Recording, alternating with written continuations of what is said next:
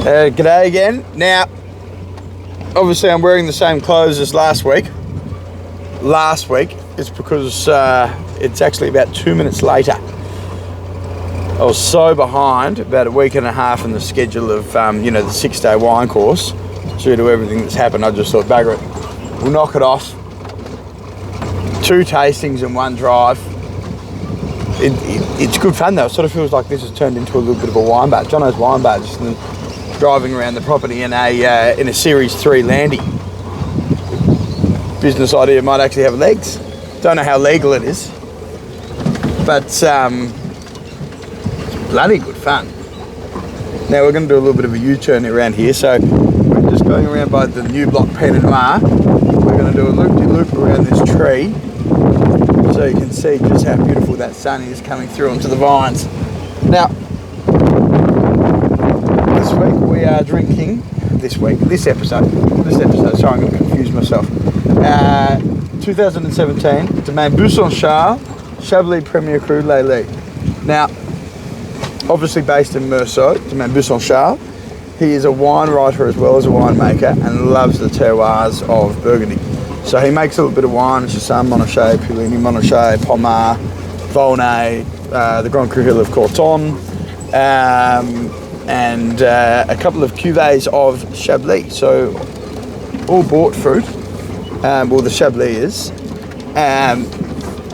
And it's funny, it's unmistakably Chablis, but you can definitely tell that there is not the hand of the winemaker, but the hand of a winemaker, just a little bit of more old barrel use or slightly sort of looser grain than maybe what they would use in Chablis. So he's obviously just using the older barrels that he has, which compared to the rest of the world usually probably very quite tight grained. Whereas in Chablis, if they are using barrels, because they want to preserve the freshness so much, the grain is really very tight. Now, in this, still got all that beautiful sort of iodine and things, and oyster shell and classic sort of Chablis, and in particular classic Lely character. But you can just tell that it's just sending a little bit more oxygen just sort of seeping through those sort of looser grain of the wood barrel. And from that, you get this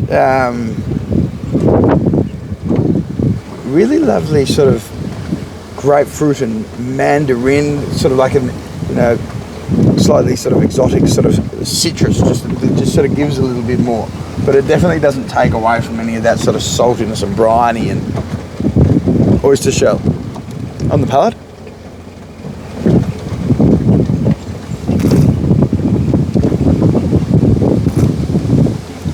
Again, you're seeing a little bit more richness from that oxygen integration. But while it also develops some slightly richer flavours, the aggressive sort of mineral structure and aggressive sort of minerality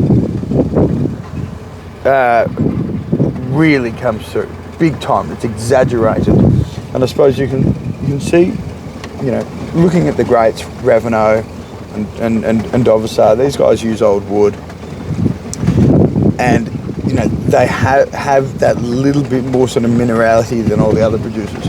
A lot of people say you've got to preserve freshness, you've got to use stainless steel or large vessel or things like that.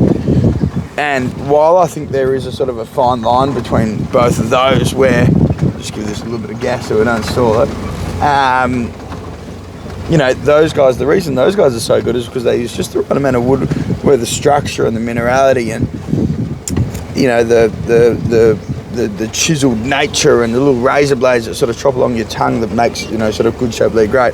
That's why they do it so well, and then they don't sort of balance it with, they don't get these sort of slightly richer flavours. So they stay quintessentially Chablis, and just, preserve the freshness but also exaggerate the minerality.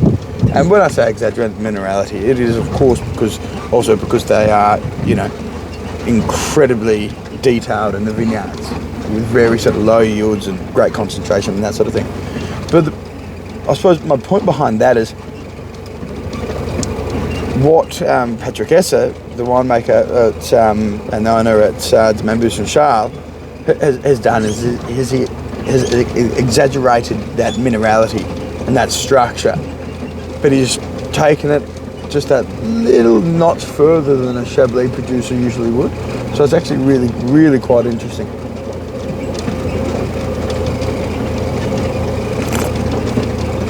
And it's delicious. Actually, since I first opened it till now, it's really tightening up. And those slightly sort of richer sort of citrus flavours, you know, orange, mandarin, peach, you know, grapefruit, they're tightening up. And there's also a little bit of bruised,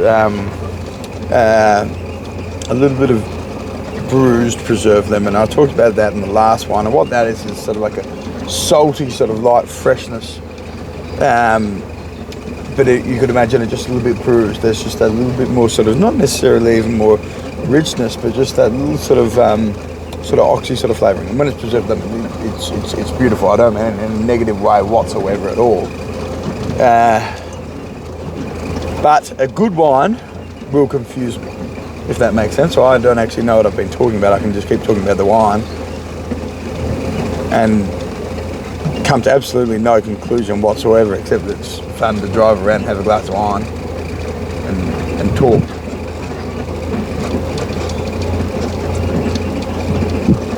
Cheers.